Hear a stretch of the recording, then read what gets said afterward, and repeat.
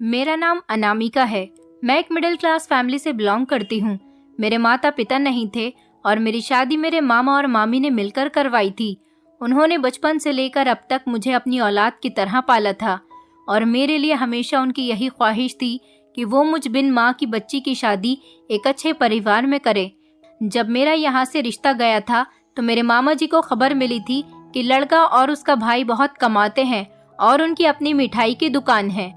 वैसे मिठाई बनाने वाले लोग कितना पैसा कमाते हैं कितना नहीं, इस बारे में मुझे तो कुछ नहीं पता था, लेकिन मुझे इतना जरूर पता था कि जहाँ मेरी शादी होने वाली थी वो दोनों भाई बहुत ज्यादा पैसा कमा रहे थे और लोग दूर दूर से उनकी मिठाई खरीदने के लिए आते थे।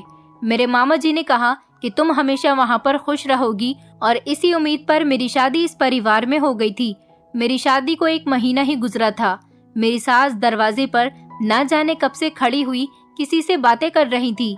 मैंने उन्हें जैसे ही रोज की तरह दरवाजे पर खड़ा हुआ देखा तो मैं अपने काम में बिजी हो गई ताकि उन्हें ये न लगे कि मैं उनकी बातें सुन रही हूँ, क्योंकि मेरा मकसद तो उनकी बातें सुनना होता था।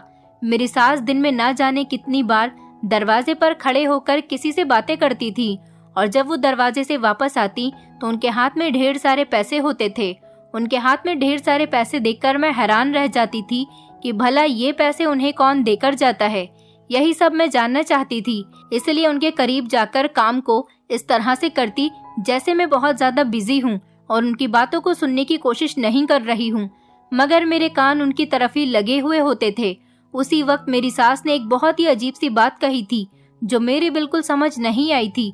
जब मैं आंगन में झाड़ू लगा रही थी और उनकी बातें सुन रही थी, लेकिन अभी समझ नहीं पा रही थी क्योंकि वो बहुत ज्यादा हल्की हल्की आवाज में बातें कर रही थी। मैं जब से यहाँ आई थी मेरे सामने बहुत ही अजीब और गरीब हादसे होते हुए नजर आते थे। पहले तो मैं खामोश रही थी, मगर अब मेरे दिल में बहुत सारा इंटरेस्ट बढ़ गया था। मैं थोड़ा नजदीक जाकर झाड़ू लगाने लगी थी। मेरी सास हर रोज किसी न किसी को क्या बात बताया करती थी और मैंने सोचा कि अपने ही घर की बातें लोगों को बताती होगी, मगर मैं आज बहुत ही ज्यादा हैरान हो गई थी जब मैंने पड़ोसन के मुंह से सुना।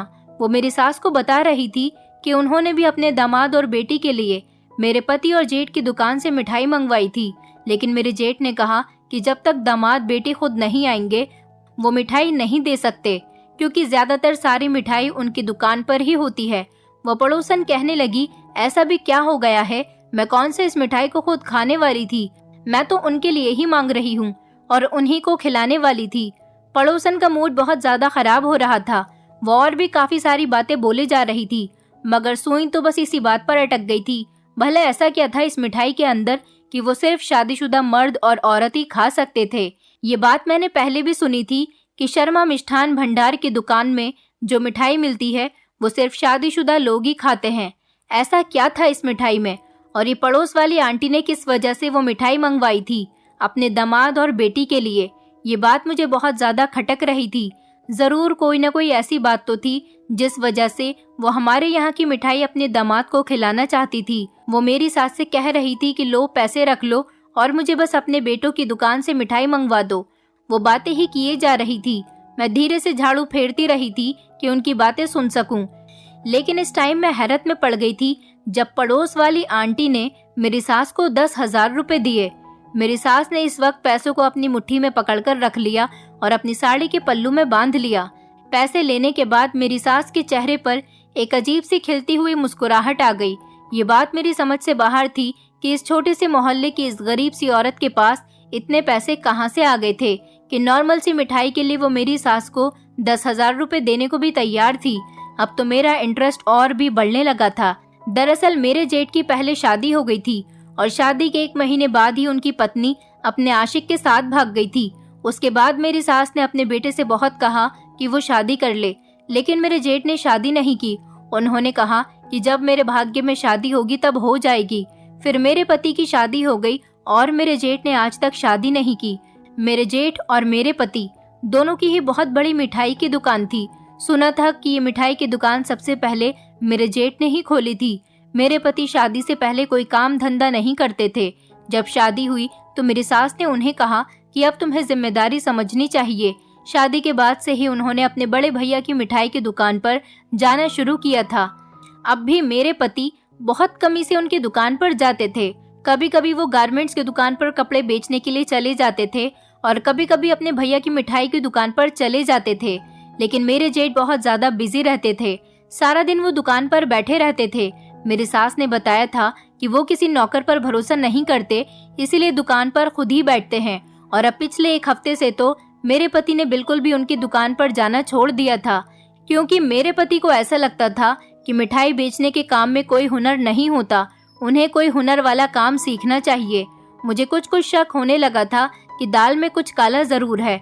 मैंने जल्दी जल्दी सफाई खत्म की और मैं खाना बनाने लगी थी ताकि अपने पति के आने से पहले ही खाना बना लूं।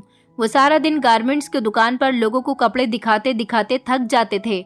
मेरे पति कोई दूसरा काम ढूंढने की तलाश में थे। कई बार तो मेरे पति बिना पैसों के ही घर वापस आ जाते थे। मैं चाहती थी कि मेरे पति को कोई ज्यादा पैसों वाला काम मिल जाए। मेरे ससुराल में किसी तरह की कोई परेशानी नहीं थी, क्योंकि घर में सारा राशन हमेशा भरा रहता था। लेकिन मुझे अपने जेठ और अपनी सास से पैसे मांगते हुए शर्म आती थी, जबकि मुझे मेरी सास ने कभी पैसों के लिए मना नहीं किया था। बल्कि आज भी मैं हैरत में पड़ गई थी जब मेरी सास ने वो 10,000 रुपए मेरी तरफ बढ़ा दिए। मैं उनकी शक्ल देखती रही। मेरी सास कहने लगी, तुम पैसों की तरफ क्या देख रही हो बहू, ये पैसे तुम्हारे लिए हैं। तुम अपने लिए कुछ कपड़े खरीद लेना, अपने लिए कोई अच्छी सी शॉपिंग कर लेना। अभी तुम नई नई दुल्हन हो, नए कपड़े घर में पहनोगी तो अच्छी लगोगी। वो मेरे करीब में बैठकर मुझसे बातें करने लगी थी, मगर मुझे यकीन नहीं आ रहा था। मैंने पैसों को उलटकर देखा और अचानक मैंने एक सवाल कर दिया। मेरा सवाल सुनते ही मेरी सास के चेहरे का रंग उड़ गया था, क्योंकि मैंने अपनी सास से कहा था कि ये पैसे तो आपको पड़ोस वाली आंटी ने दिए थे, और क्यों। ये बात सुनकर मेरी सास के चेहरे के एक्सप्रेशन बदल गए थे, मगर मुझे जानना था। लेकिन उन्होंने मुझे डांट दिया और कहा कि बहू, तुम मुझ पर नजर रखने लगी हो, और तो और क्या जरूरत है ये बात पूछने की कि उन्होंने मुझे पैसे क्यों दिए थे। अरे ये मेरे पैसे थे, मैंने उसे उधार दिए थे, उसने आज जाकर मुझे वो पैसे लौटाए हैं। एक तो मोहल्ले में अगर कोई ऐसे ही उधार ले जाता है तो आसानी से वापस नहीं देता। मेरी सास ढेर सारी बातें करते हुई वहां से उठकर चली गई थी और मैं खामोश हो गई। फिलहाल मुझे क्या, जहां से भी पैसे आए थे। मगर शाम को ही फिर से मैंने अपनी सास को किसी दूसरी औरत से पैसे लेते हुए देखा। अब मेरा शक यकीन में बदल चुका था। कुछ औरतें तो अपने लिए या अपने पतियों के लिए मिठाई मंगवाया करती थीं, और इस खास मिठाई की कीमत इतनी ज्यादा तो नहीं थी, मगर मेरी सास ज्यादा ही वसूला करती थी। न जाने क्यों ये बात मेरी समझ से बाहर होती चली जा रही थी। सुबह का टाइम था। मैं अपने जेठ को नाश्ता देने के लिए उनके कमरे में चली गई तो वो मुझे देखकर चौंक कर खड़े हो गए। अनामिका, तुम यहाँ क्या कर रही हो? वो मुझे गौर से देखने लगे। मैंने नाश्ते की ट्रे उनके सामने रखी और सर झुकाकर कहा, भैया, आज माँ जी की तबीयत कुछ ठीक नहीं है, वो उठ नहीं पा रही, इसलिए मुझे आपके कमरे में नाश्ता लेकर आना पड़ा। न जाने क्यों मेरे जेठ बहुत घबराए हुए लग रहे थे। मेरे आने से पहले उनके हाथ में कोई चीज थी और वो उस चीज को मुझसे छुपाने की कोशिश कर रहे थे, मगर मैं जैसे ही मुड़ने लगी तो मेरी नजर अचानक एक बोरी पर पड़ी और मेरी आंखें फटी की फटी रह गईं। ये न जाने किस चीज की बड़ी सी बोरी थी। मैं खुद को संभालती हुई कमरे से बाहर निकल आई थी। मेरा दिल बहुत जोर जोर से धड़कने लगा था। ये सब जो मैंने देखा था आखिर क्या था? कमरे के अंदर भला ऐसी चीजों को रखने की क्या जरूरत थी? मैं ये सब कुछ सोच सोच कर थक चुकी थी, मगर ये बात मेरी जबान पर नहीं आ रही थी। मेरी मजबूरी थी कि मैं अपने पति से भी ये बात नहीं कह पा रही थी, मगर मुझे इस रात से पर्दा तो उठाना ही था कि आखिर वो सब क्या था और ये सब कुछ हमारे घर में क्यों हो रहा था। ये आस पड़ोस की औरतें इतने ढेर सारे पैसे मेरी सास को क्यों दिया करती थीं, और क्यों वो खुशी खुशी हमारे घर से मेरे जेठ की दुकान की लाई हुई मिठाई ले जाया करती थीं। मैंने आज अपने जेठ से बात करने की ठान ली थी। मैं रात तक उनका इंतजार करती रह गई, मगर वो काफी रात तक घर वापस नहीं आए थे और मैं उनका इंतजार करते करते सो गई। मगर सुबह मैं जल्दी जल्दी नाश्ता तैयार करके अपने जेठ के कमरे की तरफ चली गई। मगर मैं हैरान रह गई थी कि उन्होंने अपने कमरे के दरवाजे को आज अंदर से बंद कर दिया था, जबकि इससे पहले वो कमरे में होते तो कभी उन्होंने अंदर से कमरे के दरवाजे को बंद नहीं किया था। मैं समझ गई थी कि कल मैं अचानक उनके कमरे में चली गई थी और शायद उनको नहीं पता था कि मैं बिना नॉक किए ही उनके कमरे में चली जाऊंगी और उनको नहीं पता था कि मैं अचानक से उनके कमरे के अंदर चली जाऊंगी। तभी तो उन्होंने आज कमरे के दरवाजे को अंदर से बंद कर लिया था। मैंने जैसे ही दरवाज़ा खटखटाया तो उन्होंने दरवाज़ा खोल तो दिया, लेकिन उन्होंने दरवाजे से ही नाश्ता ले लिया। मैंने अंदर झांका तो मुझे आज वो बोरी नज़र नहीं आ रही थी, क्योंकि मेरे जेठ ने दरवाज़ा बंद कर दिया था। मेरे जेठ का कमरा हमेशा बंद रहता था। उनके कमरे की सफाई भी मेरी सास खुद ही किया करती थी। कल मेरी सास को बुखार था, इसलिए मुझे अपने जेठ के कमरे में एक बड़ी सी बोरी रखी हुई नज़र आई थी और उसमें सफ़ेद रंग का कुछ पाउडर रखा हुआ था। मैं समझ नहीं पाई थी कि वो सफ़ेद पाउडर किस चीज़ का पाउडर है। मैं अब भी अपने जेठ के कमरे के दरवाजे के बाहर ही खड़ी हुई थी, क्योंकि मैं इंतज़ार कर रही थी कि जैसे ही मेरे जेठ नाश्ता करने के बाद दुकान पर जाने के लिए कमरे से बाहर निकलेंगे तो मैं उनसे बात कर लूँगी। और कुछ देर बाद ही मेरे जेठ हाथ में एक थैला लेकर कमरे से बाहर निकल गए थे। मुझे देखते ही उन्होंने कहा कि हाँ बताओ अनामिका, तुम्हें कोई काम था क्या? वो हैरत से मुझे देखकर सवाल करने लगे। मैंने कहा, जी भैया, मुझे आपसे कुछ बात करनी थी। दरअसल वो मैंने आपकी मिठाई की बहुत तारीफ सुनी है। आज जब आप दुकान से घर आओ तो रात को मेरे लिए भी मिठाई लेते आना। मुझे नहीं पता था कि हमारे घर की ही दुकान की मिठाई इतनी फेमस है। लोग दूर दूर से उसे खरीदने के लिए आते हैं, जबकि बहुत सारे लोग तो माँ जी को मिठाई का ऑर्डर देने के लिए घर आते हैं। और यहाँ मेरी शादी को 1 महीना हो गया, अभी तक मैंने अपने जेठ के हाथ की बनी हुई मिठाई को टेस्ट नहीं किया। मैं भी आपके हाथ की बनी हुई मिठाई को टेस्ट करना चाहती हूँ, इसलिए आप रात को मेरे लिए 1 किलो मिठाई लेते आना। मैंने मुस्कुराकर अपने जेठ से ये बात कही ताकि उन्हें मुझ पर शक न हो। दरअसल मुझे अपने जेठ के चेहरे के एक्सप्रेशंस देखने थे और मेरी सारी बात सुनते ही मेरे जेठ के चेहरे का रंग उड़ गया था। उन्होंने हाँ या ना में कोई जवाब नहीं दिया और मुझे देखकर उन्होंने अपना सर झुका लिया और मेरे करीब से होकर वापस चले गए। मैं जानती थी कि वो घबरा गए हैं, मगर इसमें घबराने वाली तो कोई बात नहीं थी। मेरे पति भी घर से काम के लिए निकल गए थे और मेरी सास अभी तक सो रही थी। 2-3 दिन से मेरी सास की तबीयत कुछ ठीक नहीं थी और दवाई लेने के बावजूद भी उनकी तबीयत को कोई फर्क नहीं था। मैंने जल्दी से अपना पर्स उठाया और अपनी सास की दवाई लेने के बहाने से घर से बाहर निकल गई। कल रात मैंने अपने पति से भी सवाल किया था कि आखिर आपके भैया की दुकान की मिठाई इतनी फेमस क्यों है, लोग दूर दूर से उसे खरीदने के लिए क्यों आते हैं। मेरे पति ने भी मुझे कोई जवाब नहीं दिया था। तभी तो मैंने फैसला किया था कि मैं इस तरह से अपने जेठ से बात करूंगी और अगर उन्होंने भी मुझे कुछ नहीं बताया तो मैं उनकी दुकान पर जाकर देखूंगी कि आखिर उनकी दुकान पर किस तरह की मिठाई मिलती है। अब मैं किसी न किसी तरह अपने जेठ की दुकान का पता करना चाहती थी और मैं बहाने से अपने जेठ की दुकान को तलाश करने ही जा रही थी। मुझे डर लग रहा था कि कहीं कोई मुझे पहचान न ले। मैंने अपने चेहरे को भी अच्छे से छुपा लिया था, मगर मुझे तो मिठाई देखनी थी। काफ़ी सारी टूटी फूटी गलियों से गुजरते हुए आखिरकार मैं अपने जेठ की दुकान पर पहुंच ही गई थी, जहां शर्मा मिष्ठान भंडार लिखा हुआ था। शर्मा मेरे ससुर के सरनेम में लगता था और इसीलिए दुकान का नाम भी शर्मा मिष्ठान भंडार था। काफ़ी सारी औरतें और आदमी वहां पर लाइन लगाए हुए खड़े थे। मैं भी इसी लाइन में शामिल हो गई थी। डर की वजह से मुझे पसीने आने लगे थे। मुझे एक अजीब सी घुटन होने लगी थी। काफ़ी देर इंतज़ार करने के बाद मेरा नंबर आ गया था। मैं जैसे ही आगे होती गई तो वहाँ पर मुझे मेरे जेठ नज़र आए और वहाँ मैंने देखा कि मेरे पति भी बैठे हुए थे। अपने पति को देखकर तो मैं चौंक गई थी, क्योंकि आज उन्होंने मुझसे कहा था कि वो नौकरी की तलाश करने के लिए किसी फैक्ट्री में जा रहे हैं। भला वो आज यहाँ पर क्या कर रहे थे? मैं अपने पति से उनके भाई की मिठाई को लेकर अगर कोई सवाल करती तो मेरे पति कहते थे कि मुझे इस बारे में कुछ भी नहीं पता और ना ही मैं अपने भैया के मिष्ठान भंडार में कोई इंटरेस्ट रखता हूँ। और अब देखो, वो तो यहाँ कितने शौक से बैठे हुए लोगों को मिठाई बेच रहे थे। मेरा नंबर भी अब आ गया था। मेरे पति और जेठ जल्दी जल्दी मिठाई पैक करके सबको दे रहे थे। मैंने जैसे ही पैसे आगे बढ़ाए तो मेरे जेठ ने सवाल किया कि मर्द के लिए चाहिए या औरत के लिए।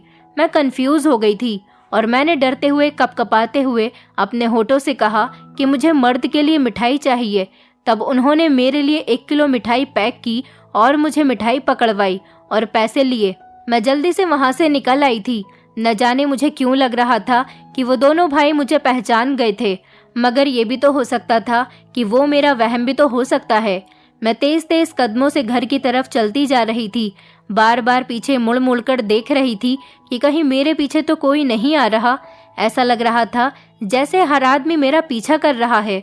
मैंने खुद को बहुत अच्छे से छुपा रखा था, मगर लोगों की नजरें जैसे मेरे शरीर पर पड़ रही थी। बड़ी मुश्किल से डरते डरते मैं घर तक पहुंचने में कामयाब हुई थी और घर आकर अपने कमरे में आते ही मैंने अंदर से दरवाजे को बंद कर लिया था। पहले तो मैंने कुछ देर आराम किया और उस मिठाई को गौर गौर से देखती रही। थोड़ी देर के बाद मैंने वो मिठाई किचन में जाकर छुपा दी ताकि फुर्सत से खा सकूं। अभी तो मेरी सास मुझे आवाज दिए जा रही थी। मैं जैसे ही भागती हुई अपनी सास के कमरे तक पहुंची, उनके माथे पर हाथ रखा तो वो बुखार में बुरी तरह से जल रही थी। मैंने कहा, माँ जी, आपको तो बहुत तेज बुखार है। मैंने परेशानी से उनको देखा। उन्होंने मुझसे कहा, बहू, मुझे पानी पिला दो, मुझे बहुत तेज प्यास लग रही है। मैंने अपनी सास को पानी पिलाया और उन्हें बुखार की दवाई भी दे दी और उनके माथे पर ठंडे पानी की पट्टियां रखने लगी। मुझे अपनी सास की बहुत फिक्र हो रही थी। वो बहुत हिम्मत वाली औरत थी और मुझसे बहुत प्यार करती थी, और आज उन्हें इस हाल में देखकर मेरे दिल में और भी ज्यादा बुरे बुरे ख्याल आने लगे थे। जो कुछ भी था, मेरे पति ने मुझे कुछ नहीं बताया था और इसीलिए मुझे इस घर में किसी पर भी भरोसा नहीं था। वो मेरे पति थे, भला मुझे तो इस मिठाई का सीक्रेट बता ही सकते थे। फिर भी इस घर में मेरी एक सास थी जो मेरा बहुत ख्याल रखती थी। मुझे डर था कि अगर मेरी सास को कुछ हो गया तो कभी भी ये दोनों भाई मुझे इस घर से निकाल सकते हैं। वैसे भी मेरा पति मुझसे हर टाइम लड़ता ही रहता था। अभी मैं उसकी नई नई पत्नी थी और वो हमेशा मुझसे लड़ाई झगड़ा करता रहता था। मेरे पति की कोई परमानेंट जॉब भी नहीं थी, इसलिए वो बहुत ज़्यादा चिड़चिड़ा रहने लगा था। शादी से पहले तो उसने कोई मेहनत मजदूरी की नहीं थी। अब शादी के बाद जब जिम्मेदारी बढ़ने लगी थी तो उसे नौकरी की याद आने लगी थी। मैं अपनी सास की हमेशा सेवा करती रहती थी। मेरे ससुराल का माहौल बहुत ही ज़्यादा अजीब था। छोटी छोटी गलियां और उल्टे सीधे रास्ते बने हुए थे। ऐसे रास्ते थे कि इंसान को समझ भी ना आए। मैं यहाँ पर कभी नहीं आती, लेकिन मेरे मामा जी को किसी ने बताया था कि लड़का बहुत ज़्यादा मेहनती है। दरअसल मेरा पति मेहनती नहीं था, जबकि उसका बड़ा भाई बहुत ज़्यादा मेहनती था। मेरे मामा ने सिर्फ लड़के के भाई की मिठाई की दुकान देखकर ही मेरी शादी कर दी थी, क्योंकि सुना था कि उनकी मिठाई की दुकान बहुत ज़्यादा फेमस है और दूर दूर से लोग इस मिठाई को खरीदने के लिए आते हैं और किसी भी कीमत में मिठाई खरीद कर लेकर ही जाते हैं। ये बात तो सच थी कि मेरे जेठ की मिठाई बहुत बिकती थी। वो घर में तो किसी तरह का मिठाई का कोई भी काम नहीं करते थे। सुना था कि उन्होंने अपनी दुकान पर ही कोई हलवाई रखा हुआ है और दुकान पर ही सारी रात मिठाई बनती है, फिर सुबह को वो मिठाई बेचने के लिए दुकान लगाई जाती है। मुझे अपनी ससुराल का मोहल्ला पसंद नहीं था, क्योंकि यहाँ की गंदी गलियाँ और गंदी जगह और गंदे बच्चे खेलते हुए नजर आते थे, जबकि मेरे मामा जी का घर तो काफ़ी अच्छे एरिया में बना हुआ था। ये लोग अच्छा कमाते थे। मेरे जेठ के पास काफ़ी सारे पैसे रहते थे, फिर भी इतनी घटिया जगह पर घर बना हुआ था। चाहते तो कहीं अच्छी जगह पर भी घर खरीद सकते थे। यहाँ की सारी औरतें घर से बाहर निकलकर आपस में बातें करती रहती थीं। उनमें से एक औरत तो मेरी सास भी थी, जो आधे से ज़्यादा दिन तो दरवाजे पर ही किसी न किसी औरत के साथ बातों में गुजार दिया करती थी। शादी के बाद मुझे इस घर में आए हुए 1 हफ्ता ही हुआ था, जो मेरी सास ने सारे घर का काम मेरे सर पर ही डाल दिया था। मैं इस घर की इकलौती औरत थी। अब मुझे ही तो इस घर का सारा काम करना था और मुझे यहीं पर ही रहना था। ऐसा भी नहीं हो सकता था कि मेरा पति अपनी कमाई से दूसरा घर खरीद ले और मैं वहां पर जाकर रहने लगूं। मेरा पति तो अभी कोई काम ही नहीं करता था। मैं जल्द से जल्द अपने ससुराल वाले घर से जाना चाहती थी।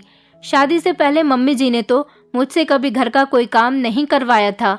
वहाँ का माहौल भी ऐसा नहीं था जैसा मेरी ससुराल का माहौल था। मेरी मम्मी काफ़ी पढ़ी लिखी थी और उन्होंने मुझे भी अच्छा पढ़ाया लिखाया था।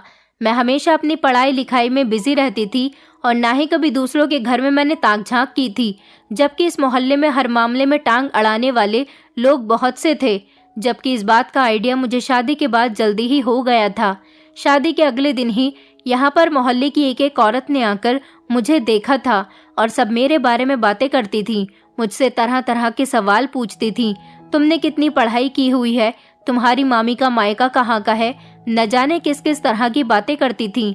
मैं यहाँ पर 1 हफ्ते बाद ही बोर हो गई थी। मेरे पति मुझे कहीं घुमाने फिराने भी लेकर नहीं गया था। मेरे ससुराल में पैसों की तो कोई कमी नहीं थी। मेरे ससुर तो मर चुके थे और मेरी सास घर में ही रहती थी। सुना था कि इतना सारा पैसा मेरे जेठ ही अपनी मिठाई की दुकान से कमा कर लाते हैं। भला मिठाई की दुकान से तो कोई इतनी ज़्यादा कमाई नहीं कर सकता, लेकिन कुछ ही दिनों में मुझे एक अजीबोगरीब बात मालूम पड़ी थी, जिसे सुनकर न सिर्फ मैं हैरान हुई थी बल्कि अच्छी खासी परेशान भी हो गई थी। और वो बात ये थी कि मेरे जेठ की जो मिठाई की दुकान थी, वहाँ पर सिर्फ शादीशुदा कपल से मिठाई खरीद सकते थे। ये मेरे जेठ का उसूल था। भला इसमें ऐसी क्या बात थी कि मिठाई सिर्फ शादीशुदा लोग ही खा सकते हैं? ये बात मुझे हजम नहीं होती थी और इसी वजह से आज मैं वो मिठाई लेकर आई थी। मैंने देखा मेरी सास सो चुकी थी और उनका बुखार भी अब कम हो गया था। मैं उनकी दवाइयाँ उठाकर किचन में चली आई थी। डरते डरते मैंने वो मिठाई का डिब्बा खोला और उस डब्बे को जैसे ही खोल कर देखा तो मेरे पैरों तले से ज़मीन निकल गई थी और मेरा सर चकराने लगा था।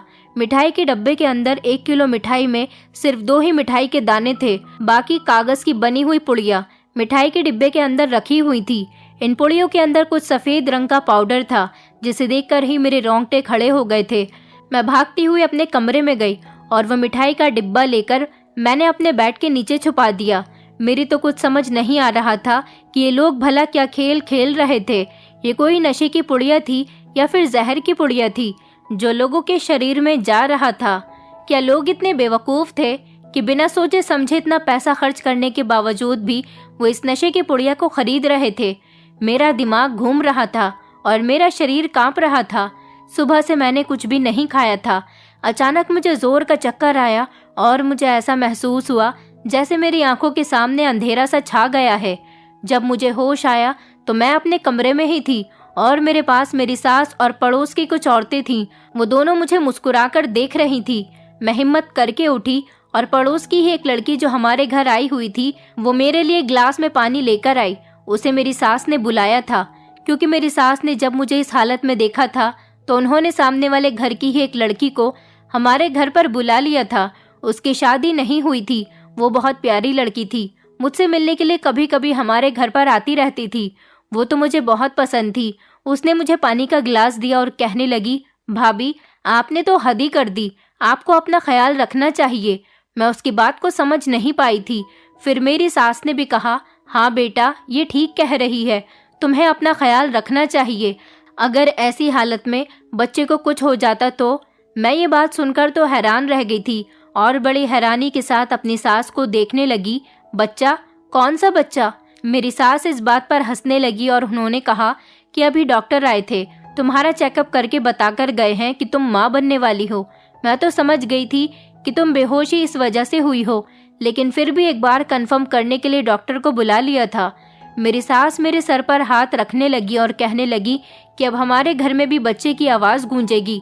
मैं अपनी सास का चेहरा देख रही थी। वो बहुत ज़्यादा खुश लग रही थी। मैंने अपना सर झुका लिया। ये तो बहुत खुशी की खबर थी, मगर ना जाने मुझे खुशी क्यों नहीं हो रही थी। मैंने अपने दिल को समझाने की कोशिश की, लेकिन मेरे दिल में काफ़ी सारे सवाल बैठे हुए थे। न जाने क्यों मेरा दिल दुख से भर गया था। मैं बिस्तर से उठना चाहती थी, लेकिन मेरी सास ने मुझे रोक दिया। नहीं बहू, अब तुम आराम करो। मैंने विजय को फ़ोन कर दिया है, वो होटल से खाना ले आएगा, और तो और घर आते ही तुम उसे भी ये खुशी की खबर सुना देना। मेरी सास ने कहा कि कल तुम विजय के साथ जाकर किसी अच्छे डॉक्टर से अपना चेकअप करवा लेना। मेरी तबीयत तो ठीक नहीं है, नहीं तो मैं तुम्हें बड़े डॉक्टर के पास ले जाती। मेरी सास बहुत प्यार से बात कर रही थी और मैं बिस्तर पर लेट गई थी। पड़ोस की कुछ औरतें जा चुकी थीं, लेकिन वो लड़की अभी भी मेरे करीब ही थी। मैंने उससे कहा कि मेरे लिए 1 कप चाय बना दो। वो बड़ी खुशी खुशी बनाने के लिए चली गई। मैं जानती थी कि कुछ ही देर में पूरे मोहल्ले को पता चल जाएगा कि मैं प्रेग्नेंट हूँ, क्योंकि आधे से ज़्यादा मोहल्ले की औरतें तो मुझे देखने के लिए पहले ही आ चुकी थीं। न जाने क्यों मुझे रोना आ रहा था। मेरी आंखों से आंसू निकल रहे थे, जो मैं अपनी सास से छुपाना चाहती थी। शाम को जैसे ही मेरा पति घर आया तो मेरी सास ने उन्हें भी वो खुशखबरी सुना दी। वो बहुत हैरान हो गए थे और मेरे पास मुझसे मिलने के लिए मेरे कमरे में आ गए थे, लेकिन मैंने उन्हें देखते ही अपना मुंह फेर लिया। उन्होंने मुझसे कहा, क्या हुआ अनामिका, तुम खुश नहीं हो? वो मुझे कुछ परेशान लग रहे थे। मैंने उन्हें कह दिया कि मैं खुश नहीं हूँ। मैं अचानक ही अपने पति पर चिल्लाने लगी थी। ताकि मेरी ये आवाज़ बाहर बैठे हुए मेरे जेठ भी सुन सकें कि ऐसा क्यों। मेरा पति आंखें फाड़ कर मुझे देख रहा था। मेरी जोरदार आवाज़ सुनकर मेरे जेठ भी कमरे में आ गए थे। उन्होंने मेरे पति से सवाल किया, क्या हुआ विजय, सब कुछ ठीक तो है ना? मेरी तेज़ आवाज़ पर मेरे जेठ के भी चेहरे के एक्सप्रेशन बदल गए थे। उन्होंने मेरे पति से कहा, क्या हुआ अनामिका को, इतना क्यों चिल्ला रही है? आस पड़ोस में अगर इसकी आवाज़ चली गई तो लोग बातें बनाएंगे। उन्होंने मुझे जताने की कोशिश की थी कि मैं अपनी आवाज़ को नीचे रखूं। मैंने जेठ जी की तरफ देखकर कहा, हाँ मुझे पता है कि आप जैसे मर्द उनकी ज़बानों को काट जो देते हैं। मेरी इस बात पर वो दोनों भाई एक दूसरे की शक्ल को बड़ी हैरानी से देखने लगे। मेरे पति ने मेरी तरफ घूरते हुए कहा, ये तुम भैया से किस तरह से बात कर रही हो? जबकि मेरे जेठ ने अपने हाथ के इशारे से मेरे पति को रोक लिया था। उन्होंने कहा, विजय तुम खामोश हो जाओ, मैं अनामिका से बात करता हूँ। वो मेरे सामने बैठ गए तो मैंने उन्हें कहा कि मैं इस बच्चे को इस दुनिया में कैसे लेकर आऊं जब तुम दोनों भाई लोगों की जिंदगियों में जहर घोल रहे हो। वो दोनों आपस में शॉक्ड होकर मुझे देख रहे थे। मेरे जेठ ने कहा, खुलकर बात करो, हम समझ नहीं पा रहे।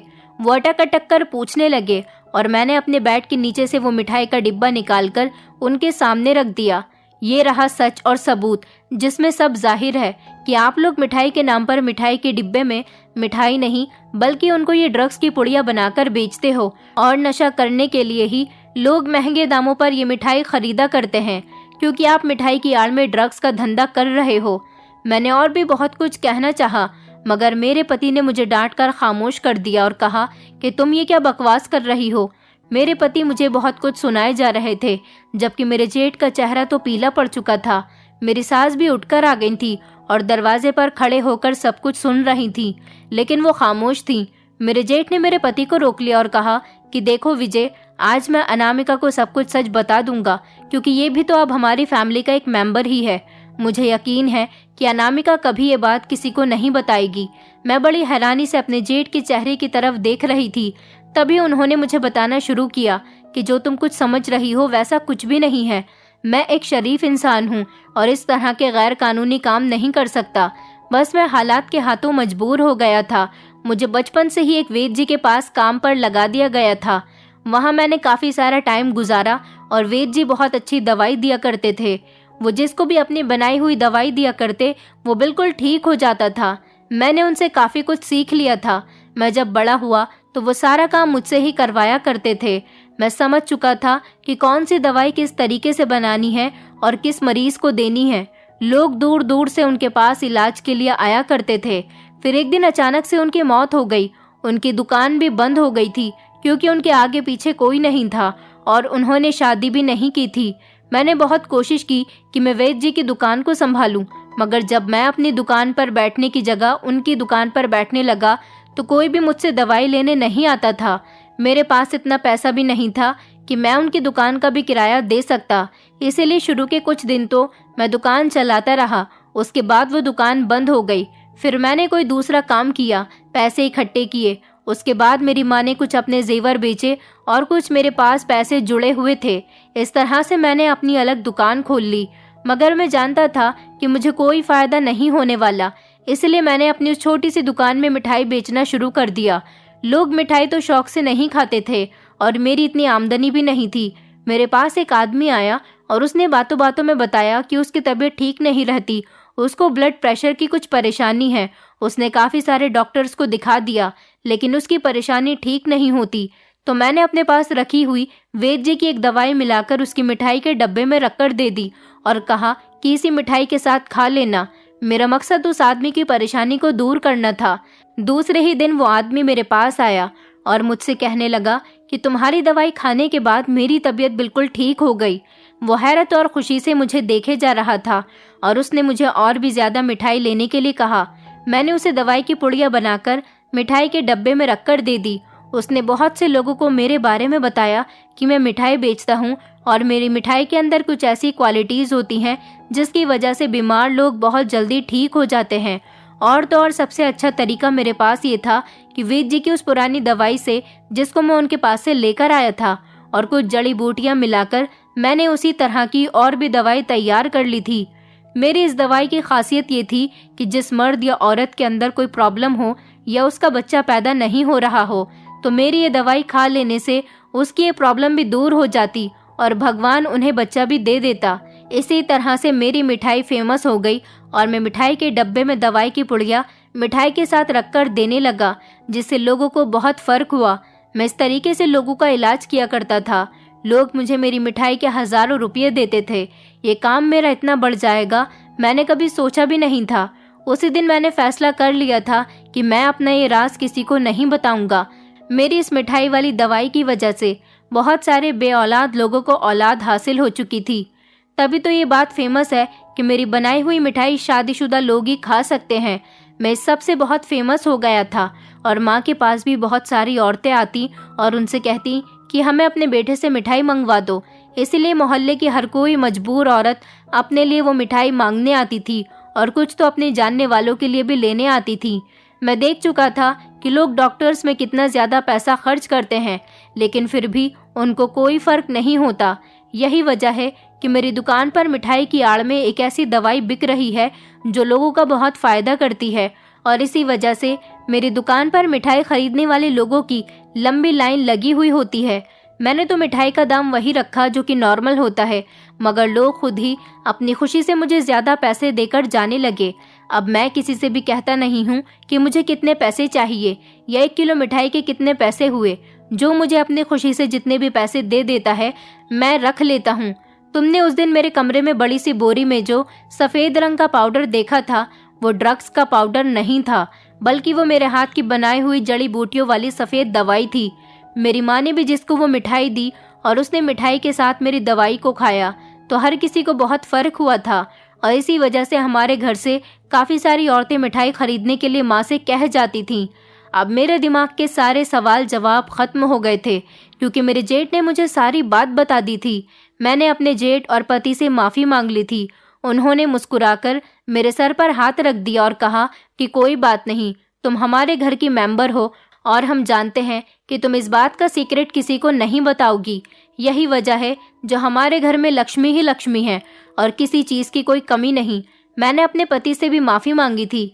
मेरे पति ने मुझसे बहुत खुश होकर बात की थी। आज पहली बार मुझे अपने पति बहुत अच्छे लगे थे। मैंने अपने जेठ से कहा, भैया आप शादी क्यों नहीं कर लेते? अब तो आपने अपने छोटे भाई की शादी भी कर दी। मेरी बात पर मेरे जेठ हंसने लगे और कहने लगे क्योंकि मैं नहीं चाहता कि मुझे मेरी मिठाई खाने की ज़रूरत पड़े। उनकी बात पर हम सब लोग ज़ोर ज़ोर से हंसने लगे थे और मेरे पति भी सर झुकाकर हंस रहे थे। अब मेरी ज़िंदगी मेरे ससुराल वालों के साथ बहुत अच्छी गुजर रही है। कुछ महीने पूरे होने के बाद मैंने एक प्यारी सी बेटी को जन्म दिया था और मेरी ससुराल में बेटी के जन्म से सब लोग बहुत खुश थे। दोस्तों, उम्मीद करती हूँ आपको हमारी कहानी पसंद आई होगी। कहानी पसंद आई है तो वीडियो को लाइक करें, चैनल पर नए हैं तो चैनल को सब्सक्राइब करें और हाँ, नोटिफिकेशन बेल को ज़रूर दबाएं ताकि अगली अपडेट सबसे पहले आपको मिले।